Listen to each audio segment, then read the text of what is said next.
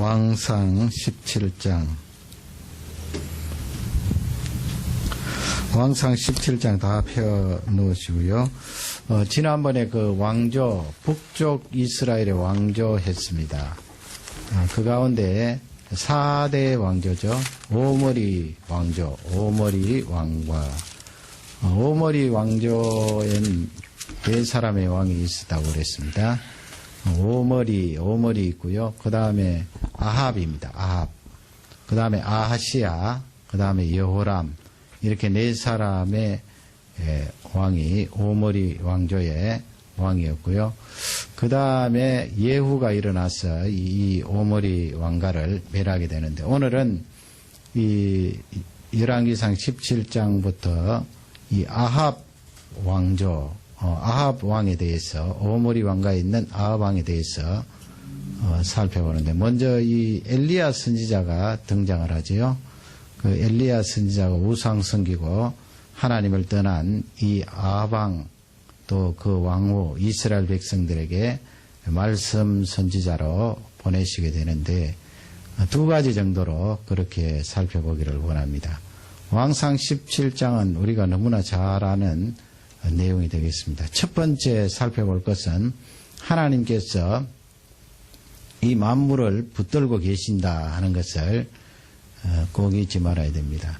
늘 우리가 신앙적으로 고백은 합니다만은 또 삶을 살다가 보면 환경에 짓눌려서 하나님께서 이 만물을 주관하시고 붙들고 계신다는 그 부분에 나도 모르는 사이에 생각을 지울 수가 있는데요.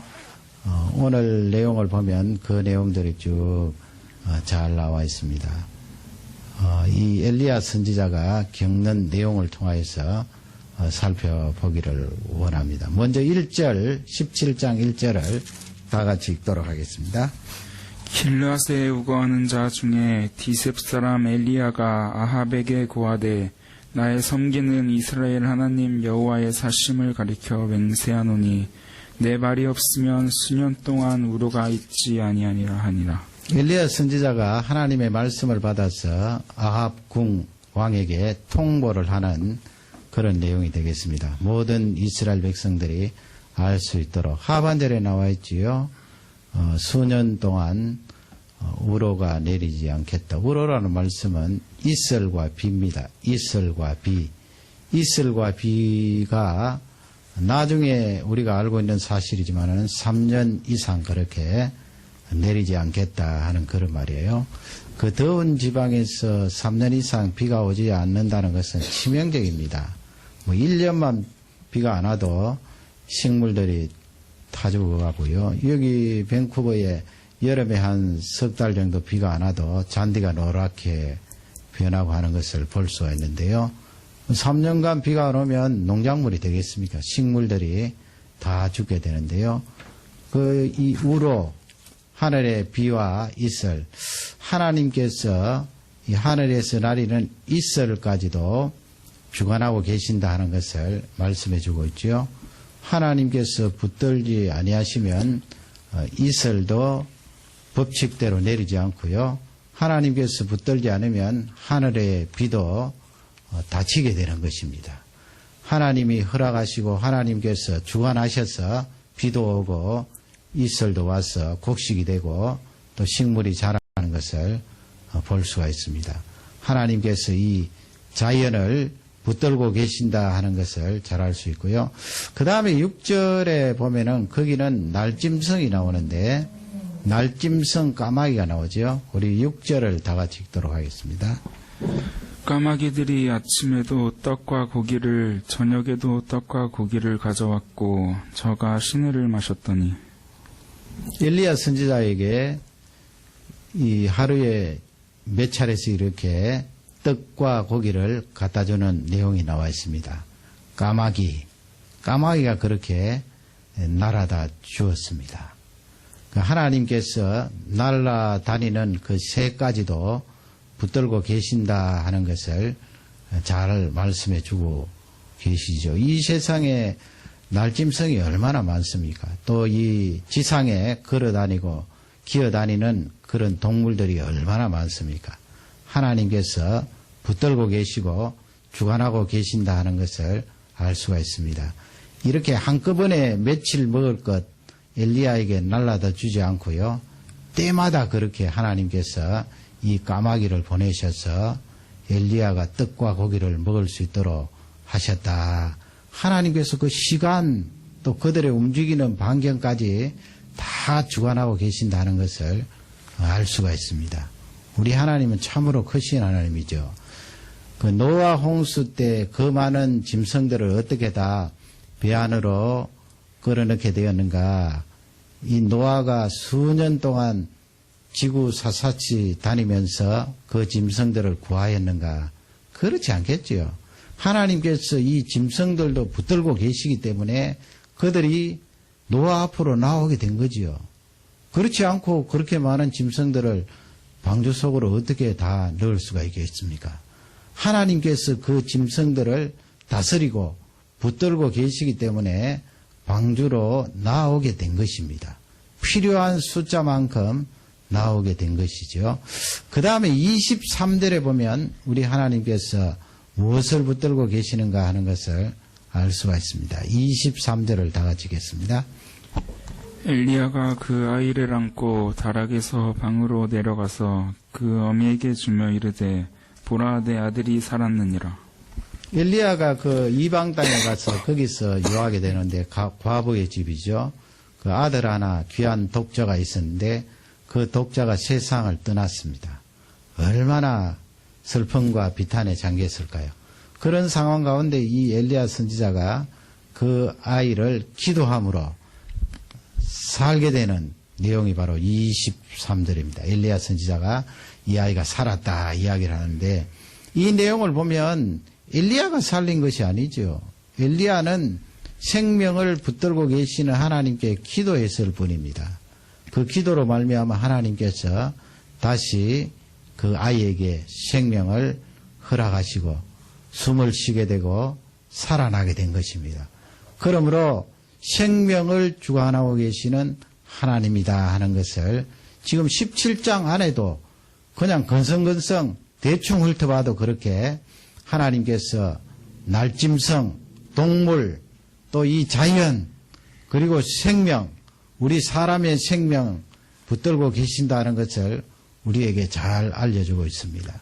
그러니 여러분 우리가 얼마나 든든합니까? 이번에 그 세월호 침몰을 해서 수없이 많은 우리 어린 소녀들이 세상을 떠나게 되는데 참 비참한 일이에요.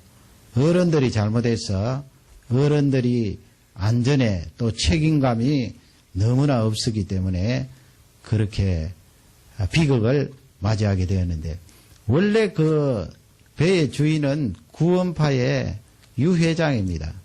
그 사람 옛날에 1980년도에 오대양 사건이라고 해서 큰 무리를 일으킨 적이 있지요. 세월호 또 세모라 그러죠. 옛날에 세모 한강의 유람선. 그 세모가 모세라는 사람이 있잖아요. 그걸 뒤집어서 세모 그렇게 이름을 지었고 이번에 세월호 그것은 흘러가는 세월이 아니고요. 이 세상을 초월한다. 세월 초월한다. 그런 의미에서 세월 능가한다. 세월을 능가한다. 세상을 능가한다. 그런 의미로 배 이름을 지었는데 그렇게 세상을 능가하는 사람이 뒤로는 그렇게 많은 재산을 모으고 자기 집안 식구들이 부를 축적한 것을 볼 수가 있습니다. 이번에 사고를 당한 데 많은 그 목사님들 또 상담하는 사람들이 가서 텐트를 쳐놓고 심리적으로 또 상담을 해야 되잖아요. 뭐 오라 해서 상담을 하는 것이 아니고 거기 가서 적극적으로 도와주면서 텐트에다가 글귀를 적어놨겠죠. 언제든지 마음의 그 아픔을 나누고 싶으시면 오시라고 그렇게 텐트를 쳐놓고 상담을 하는데 어떤 부모님이 와서 많이 울면서 그렇게 땅을 치면서 한탄을 하며 하늘을 향하여서 원망을 했습니다. 왜 배 가라앉을 때 그 며칠 동안 날씨가 굉장히 안 좋았잖아요. 비도 오고 날씨도 춥고 그러니까 그 부모님이 가덕이나 자녀 이런 슬픔이 가득한데 비까지 오고 날씨도 쌀쌀하고 우중충하니까 하늘을 향하여서 원망을 했다는 거예요.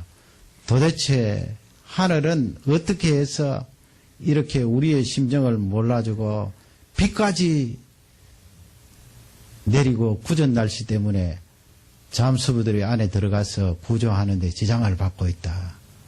그러니까 옆에 있던 상담하는 그분이 믿는 분인데 그런 말을 했다는 거예요.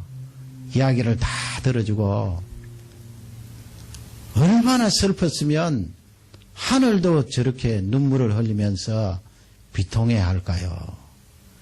저는 피드백 가운데 그 부모님들을 공감해 주는 언어 가운데 그것보다도 더 기가 막힌 언어가 있을까 그런 생각을 해봤어요.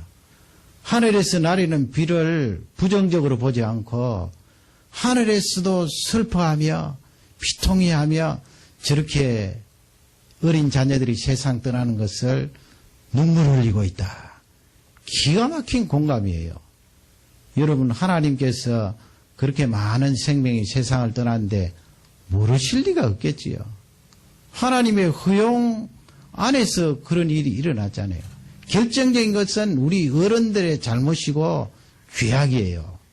돈에 눈이 붉어지고 돈에 빠진 사람들 안전은 제쳐주고 생명은 제쳐주고 그렇게 수년 동안 해왔고 구석구석마다 그런 부패와 비리가 있기 때문에 하나님께서 허용한 상태 가운데 그 생명들이 이 세상을 떠나게 되는데 그 현장에서 가장 가슴 아파하고 안타까워하면서 부모님들과 함께 슬픔을 나눈 분은 바로 우리 예수님이십니다.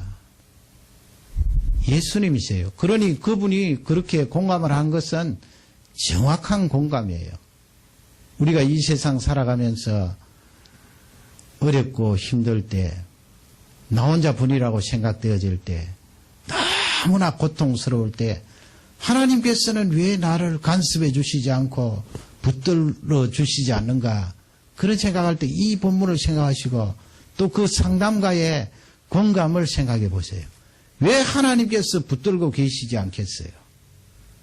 그 고통을 같이 하시면서 같이 아파하시면서 고통을 나누고 계신 그 예수 그리스도의 사랑과 은혜를 우리는 충분히 느낄 수가 있습니다. 지금 본문을 보면 장형도 붙들고 계시고 짐승들까지 다스리시고 우리 사람의 생명을 주관하고 계시는 그 하나님이시기 때문에 넉넉히 그 하나님을 찬양하고 고백할 수 있는 줄 확신합니다. 이 밤에 이 말씀이 위로가 되시기를 바랍니다.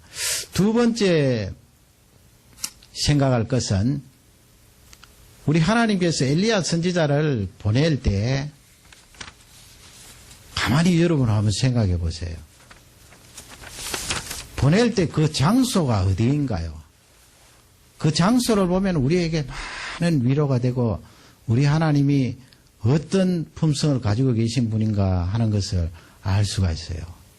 그 내용을 10절 이하에 살펴볼 수가 있는데 먼저 10절을 다 같이 읽도록 하겠습니다.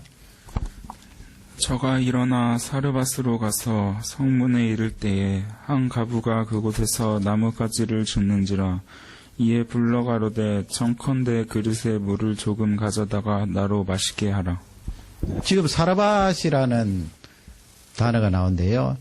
헬라어로는 이제 예수님께서 말씀하실 때 사렙다라고 그러죠. 헬라어로는 이 사르밧은 시돈 땅입니다. 지도에 보시는 대로 지금 아래쪽 요단강 이쪽 동쪽 편에 시내가에 그리 시내가에 엘리야가 있다가 하나님의 말씀을 받아서 저렇게 북쪽으로 갈릴리 북쪽으로 시돈 땅이잖아요. 지금은 레바논이 있는 그 땅이죠. 그 시돈 땅으로 올라가서 사르밧이라는 그 지역으로 들어가게 되는데 저 지역이 어딘가요? 이방 땅이죠. 이방 땅. 시돈, 페니키아라고 세계사 나오잖아요. 그 이방 땅에 엘리야 선지자를 보내는 거예요. 뭐 이스라엘 땅은 아합 임금님과 대치하기 때문에 위험하기에 저렇게 이방 땅으로 보내지 않는가 그렇게 생각할 수 있습니다만 사실은 시돈 땅은 아합 임금님의 왕후 이세벨의 친정입니다. 친정국가예요. 그럼에도 불구하고 하나님께서 저 이방 땅에 보내고요. 그 사르바 여인은 이방 땅에 사는 이방 사람입니다. 이스라엘 사람이 아니에요. 우리 하나님께서 왜 엘리야 선지자를 저렇게 이방 땅에 우상 소굴이잖아요. 바알, 아세라 우상 들끓고 있는 저 시돈 땅에 엘리야 선지자를 보내었는가? 그것도 이스라엘 사람도 아닌 이방 여인에게 저렇게 보내었는가? 거기서 몇 년 동안 지나도록 하셨는가? 또 한번 보세요. 거기에 과부라고 되어 있죠. 남편이 없습니다. 자기가 생활할 수 있는 생계를 이끌어 나갈 수 있는 능력이 없는 사람이에요. 그런 사람에게 하나님께서 보내신 것입니다. 그리고 뭘 줍는다고 그랬습니까? 나무를 줍고 있습니다. 옛날이나 지금 뭐 아프리카나 우리 북한에 보면은 밥을 지어 먹기 위해서 나무가 필요하잖아요. 다른 에너지가 없으니까요. 그 나무를 주어서 열심히 나무를 주어야 밥을 지어 먹지요. 밥을 지어 먹을 양식도 택 부족입니다만은 일단은 나무가 있어야 돼요. 그때 당시도 가뭄이 들고 어려운 상황에서 이 여인이 나무를 줍고 있었다 하는 걸 보면 경제적으로 굉장히 힘든 상황에 있었다 하는 것을 알 수가 있습니다.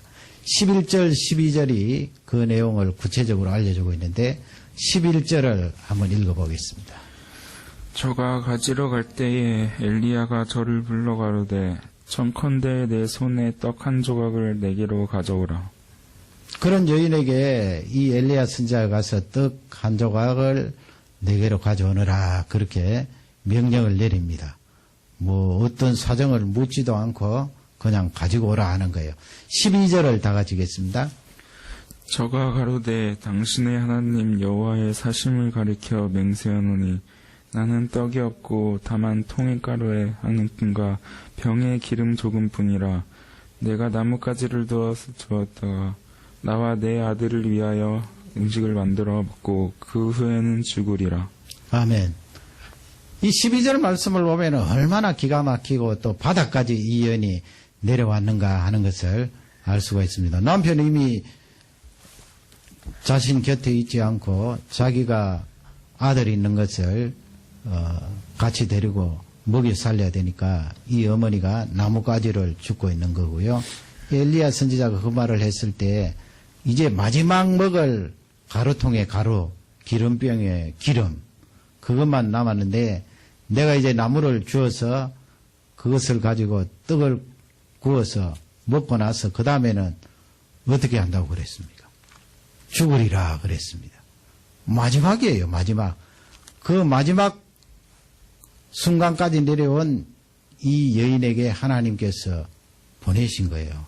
엘리야 선지자를. 왜 이렇게 보내었습니까? 이것은 우리에게 주시는 중요한 메시지입니다. 거듭 반복되고 있습니다만은 우리 하나님은 이렇게 세밀한 부분까지 보고 계신다 하는 내용도 되었고요. 또 얼마나 연약한 자입니까? 그 이방 땅에 우상 섬기는 땅에 그것도 한쪽 구석에 남편도 없는 아들 하나 데리고 겨우 살아가는 그 여인에게 하나님이 보내시고 거기에다가 이제 마지막 한 끼 딱 해먹고 세상을 떠나려고 그렇게 생각하고 있는 그 여인에게 하나님께서 보내신 거예요. 그렇지 않으면 이 여인이 아들과 함께 떡 구워 먹고 이제 죽는 수밖에 없어요. 그런 여인에게 하나님께서 엘리야 선지자를 보내셔서 그 여인의 가정을 살리는 그런 내용이 되겠습니다. 우리 하나님께서 그만큼 세심하시고 그리고 연약하고 바닥까지 내려간 그 사람을 다 알고 계신다는 말씀이에요.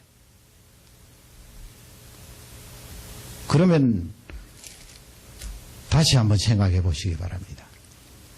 그렇게 연약한 자에게 바닥까지 내려간 사람에게 보내신 하나님은 어떤 분이신가요? 그분은 능력이 많으신 분이다 하는 것이 입증이 되지요. 무엇이든지 하실 수 있는 분이다 하는 것이 말씀으로 드러나 있습니다. 왜 그렇습니까? 그 여인은 아무것도 할 수가 없잖아요. 무엇을 할 수가 있나요? 이제는 남아있는 그것 가지고 구워 먹고 죽는 길밖에 없습니다. 그러기에 그 여인에게 나타날 모든 일은, 그 다음부터 나타날 모든 일은 하나님의 능력뿐입니다. 하나님의 능력으로 가득 차 있습니다. 그러기에 하나님께서 그것을 염두에 두시고 그 여인에게 엘리야 선지자를 보낸 것입니다. 하나님의 능력이 최대한 드러날 수 있는 가정이기 때문에 그런 것입니다. 우리가 자초해서 하나님의 능력을 드러내기 위해서 우리에게 있는 거 다 내어버리고 그냥 입고 있는 옷과 한 끼 먹을 음식만 있으면 된다. 그렇게 자초할 필요는 없죠. 하나님께서 그때그때 공급해 주시고 우리가 먹고 자고 쉴 수 있도록 은혜를 다해 주시는데, 근본적으로 하나님께서 우리에게 주시는 메시지는 어떻게 하면 A라는 사람이든 B라는 사람이든 C라는 사람이든 내 능력이 많이 드러날 수 있는 사람이 누구인가, 그걸 보신다는 거예요. 어떻게 하면 하나님의 권능이 거기에 폭발적으로 일어나서 하나님의 영광과 기운이 많이 드러나고 나타날 것인가, 그것을 염두에 둔다는 것입니다. 그러니 반면에 우리가 우리의 능력으로 모든 일 일사천리로 해결해 버리면 하나님의 능력이 드러날 기회가 없겠지요. 물론 우리가 해야 될 책임, 우리가 해야 될 일들 포기하라는 말씀이 아닙니다. 오늘 저녁에 주시는 귀한 말씀은 우리가 우리 자신을 볼 때 너무나 연약해 보일 때가 많잖아요. 이래가지고 내가 뭘 할 것인가? 이래가지고 어떤 꿈을 이룰 것인가? 그렇게 생각되어질 때 자포자기하지 말라는 거예요. 어쩌면 그 상태에서 무릎을 꿇고 하나님 앞에 간절히 기도하고 메어달리면 하나님께서 역사하시고 능력을 부어주실 절호의 기회라는 거예요. 그렇잖아요. 이 여인이 지금 먹고 죽으려고 하는데 하나님께서 엘리야를 거기에 보내셔서 하나님의 그 크신 능력을 드러내시는 거예요. 똑같죠, 우리도. 연약하고 부족하고 이렇게 해서 어떻게 하나님 앞에 쓰임을 받을 것인가. 하나님 앞을 봐도 뒤를 봐도 도무지 저에게는 능력이 없습니다. 그럴 때 하나님 앞에 메어 달린다면, 그분을 의지한다면 하나님께서 그 크신 능력으로 우리에게 부어주시고 하나님의 영광이 드러나도록 은혜를 다하여 주신다는 귀한 말씀입니다. 중요한 것은 이 여인 같은 경우는 복음을 모르니까 어떻게 하나님 앞에 메어 달리지도 못했잖아요. 몰랐으니까. 그러나 우리는 이미 복음을 알고 예수 그리스도를 말미암아 구원함을 받았으니 내 자신이 연약하고 나약하고 아무것도 할 수 없을 것처럼 무능하게 보일 때 메어 달리면 되잖아요. 무릎을 꿇고 그 크신 하나님 나에게 부어주십시오. 능력을 주십시오. 메어 달리면 하나님께서 능력이 드러내시고 많은 일들을 이루어 주시는 줄 확신합니다. 이 밤도 그런 기도를 하나님 앞에 드리며 감사하는 귀한 저녁이 되시기를 주님의 이름으로 축원합니다.